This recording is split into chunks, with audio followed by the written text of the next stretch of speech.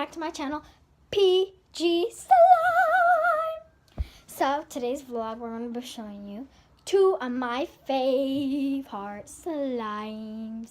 So let's get started. Here's one of them. It comes in a banana container, like yellow, and it's this kind of color. It's blue and has beads in it, and I love it so much. Don't mind the nails.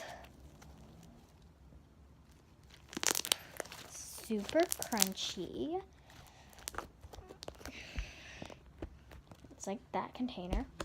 This one says SureSense on it. I didn't buy from Amazon or eBay or anything. Just made it myself, and it also has bees and googly eyes in it.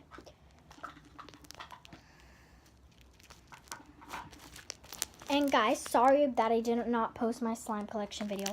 That video will be coming on, I will shoot the video on Saturday.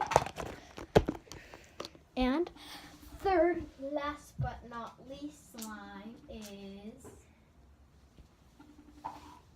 this slime in the cherry container, and it's green.